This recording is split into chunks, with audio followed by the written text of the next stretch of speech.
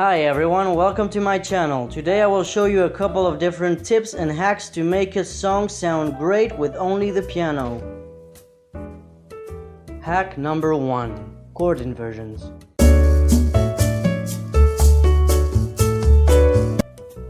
What is a chord inversion? Before answering this question, we need to understand how to play a chord.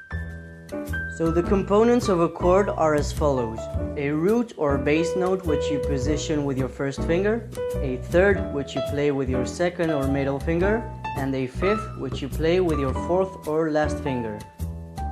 We can also refer to this type of chord as a triad. Now, inversions happen when you rearrange the third or the fifth to be the new bass note. So let's take the C chord as an example. We have two chord inversions, the first inversion and the second inversion. In order to make a first inversion, you switch your fifth, which in this case is G, to make it the bass note. So you bring your G an octave lower. Now the positioning of this diagram is a first inversion. To make a second inversion, you will bring your third and fifth, which is E and G, an octave lower. This time, your third will become the new bass note of the chord, and this diagram shows you how to position your fingers for the second inversion. So you might ask, why are inversions so useful? The first reason is to make the song sound more interesting. You will be able to maintain one or two notes when transitioning to another chord so that there's some reverb and a flowing sound between the chords. The second reason is for easier hand positions. You will basically be able to obtain similar results with much less effort for your right hand. Let's take this chord progression as an example. It's C, G, A minor and F. We will use a first inversion for C, then move on to the G. In this case, you can keep your first finger on the G and switch your third and fifth one tone lower. Then move on to A minor, and when transitioning to F, you just need to move your fifth one tone higher to make a second inversion of F.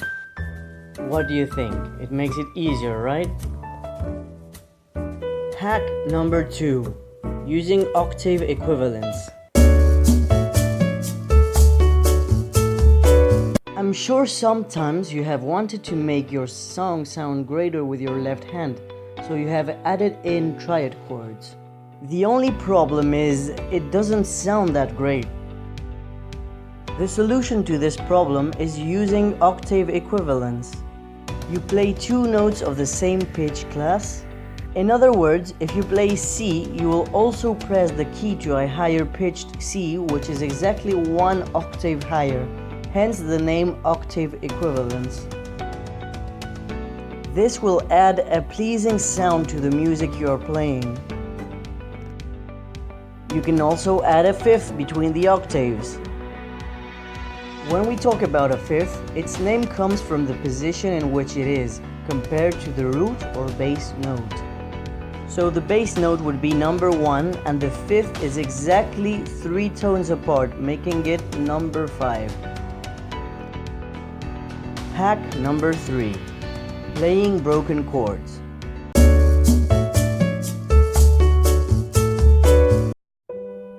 A broken chord, as the name suggests it, is a chord which is broken in a sequence of notes. It may be used as a gap filler in a song so that you don't feel a certain emptiness in the song when playing simple chords and the singer is catching their breath. We mostly use triads when playing any given piece of music. So we can play the 3 notes of a triad in any given sequence. You can do it ascending, or you can do it descending. Or find your own way to make it fun and sound great. There are many creative ways to change the pattern.